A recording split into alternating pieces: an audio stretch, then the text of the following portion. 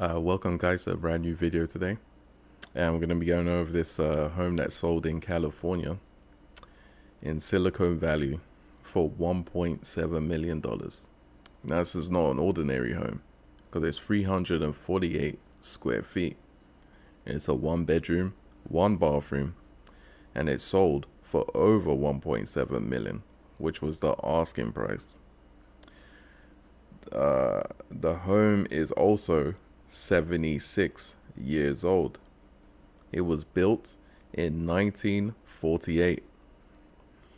The home is extremely old, and it sits on a lot of 7,841 square feet, surrounded by $4 to $5 million homes in that community. Now, this house is sold for 1.7 million, but I'm sure this guy is gonna knock it down and build something bigger. But to me, that is absolutely crazy. A home that is only 384 square feet, selling for 1.7 million. That has got to be a record. I don't know if anything else is that small has ever sold for that type of price, but this is pretty insane. It is in California, so what can you expect? Silicon Valley. That is crazy. But let's get right into the video, guys. This is about the $1.7 million tiny home. Okay, here we go. We thought the Bay Area real estate market could not get any crazier than it already is. A house in Cupertino, which is basically the size of a hotel room, sold today for around $2 million after just 6 days on the market.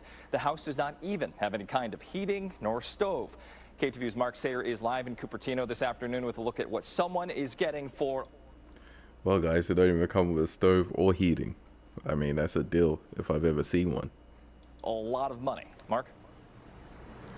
Indeed, Greg. The house behind me, you're looking at the whole thing, 384 square feet. But the buyer's agent said that more than 100 people came through here during the open house last weekend. A buyer has now been found. The deal's expected to close today. So what's the appeal?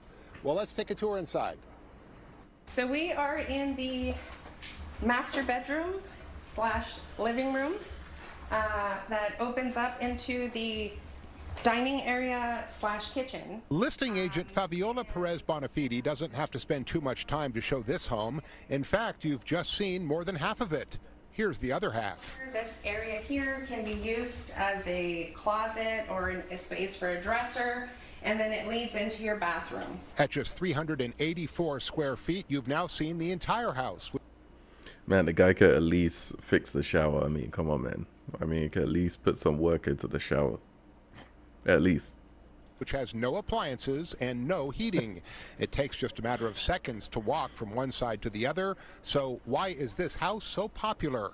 It is quite compact in size, but it has a big powerhouse of possibilities, which I think is what drew such huge crowds here over the weekend. The house sits on a 7,800 square foot lot, enough to build a nice sized new home. So just 6 days after the home was listed, Cherry Shee put down an offer that she says is well above the $1.7 million asking price. So how could I say? It's very crazy. She has been looking for at least 3 months and says finding homes in Cupertino has been even more difficult recently, since the Fed has not cut interest rates as some had expected it to do in recent months. The property, I'm expecting bigger, but actually it's come out. Anyway, this is the price in this market. She is buying on behalf of another person who does intend to build here. Builder Amir Nagavi with Paradise Homes says the price to build varies depending on upgrades, but you could expect to spend over $1 million in a process with design and permitting that could take 1.5 years.